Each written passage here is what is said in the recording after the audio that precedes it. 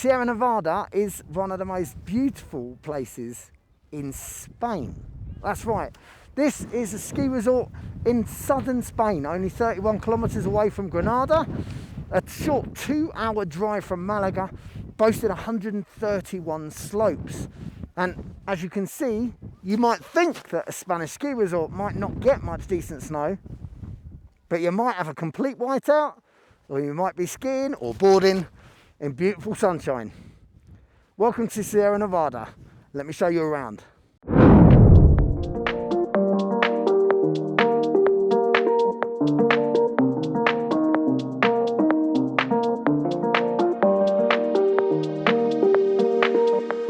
So parking just under the main square of Prado Llano is going to cost you 35 euros for 2 days, but it's really ideal. I mean, you literally go up and you're in the middle of the village and right next to the main ski lifts. If you're looking to experience Sierra Nevada with a board, then a ski pass is going to cost you about 50 quid a day. That's 50 euros.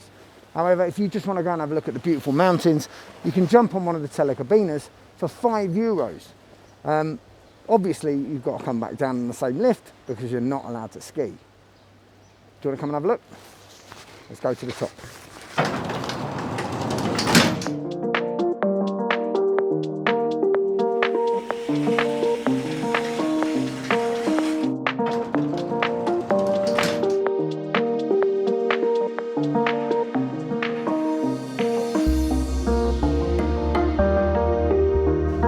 The snow's good today, but obviously you need to check your ski reports and your snow reports every year before you come out. We're in Spain. You wouldn't believe we were in Spain, would you? Look at this.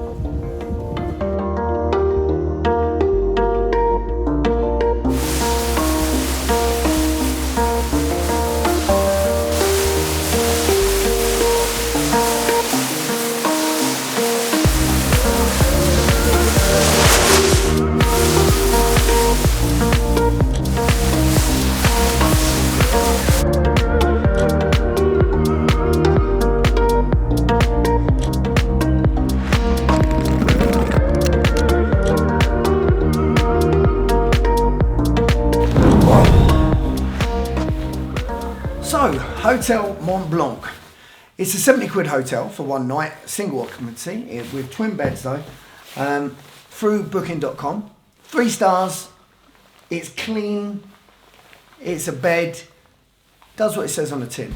Got myself a telly, got myself a coffee maker, got myself somewhere to rest for the evening.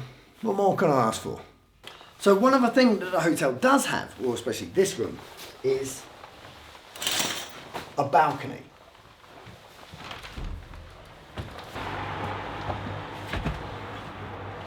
This balcony does have a fantastic view of the mountains. I mean, considering where we are, and we're right up against another hotel across the road there, I can see the snow, I can see the mountains, and it's beautiful. Nothing quite like that crisp, cold mountain air, is there? The balcony's even complete with its own snow.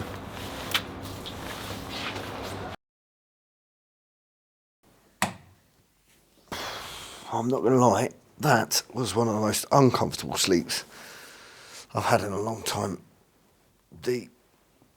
Partly because I fell over on the slopes, and partly because there's a broken spring in my bed, which is inescapable.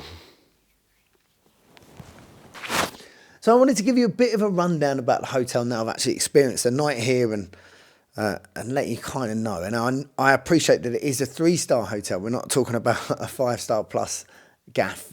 But I had a terrible night's sleep. There's a broken spring in the mattress that was poking my back all night.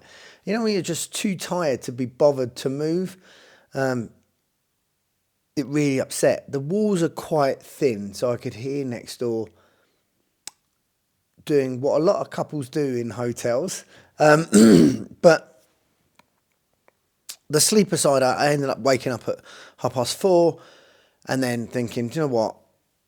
Trying to get some sleep. And around 6 a.m. I thought I'll go and have a bath. So I filled the bath up, had it really hot. I thought I'll get a good soak before I get back out on the slopes, and got in it, and it slowly, well, not that slowly, but it drained away quickly. So I was only in the bath for about 10 minutes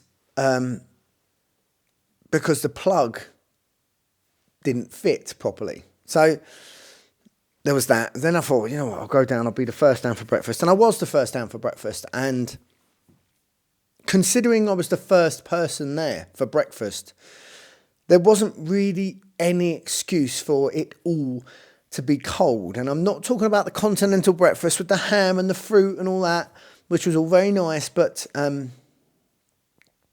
the eggs, the pancakes, the churros, the bacon, everything was cold. It being COVID, you had to put gloves on and wear a mask before you actually went to the buffet. I totally understand that. I haven't got any problems with that. It's just something to be aware of if you haven't stayed in a hotel since all the virus has kicked off. So yeah, I'm a little bit disappointed really, considering the amount of hotels that are around. The location is good. It's very close to the main ski lift and the main square where everything goes on. You get your passes and the underground car park, so I can't fault them for that. But generally just quite a cheap and a bit nasty hotel. After this morning's horror show of a breakfast, I've decided to opt to go to a proper churreria and get some proper Spanish churros, rather than that cold, frozen stuff that came out of the hotel.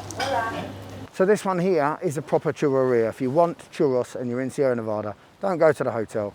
Make sure you go to this place up here. It's very good. Proper Spanish churros. Day 2, and the kids came to join us along with some family and friends.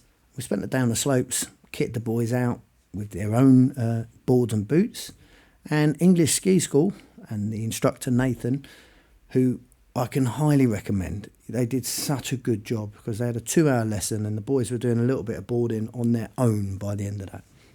The facilities are fantastic for children as well. They have a purpose-built ski lift, which the kids can go up all on their own, but they go up with the instructor and they are nice and safe. But there's other stuff for them to do. Have a play about on the machines, do a little bit of sledding, go down toboggans, and even come down the hills on some donuts. After a couple of days in the snow, it's time for me to head back to the sunshine. I hope you enjoyed the video. Like, comment and subscribe. It really helps us out. We'll see you in the next one.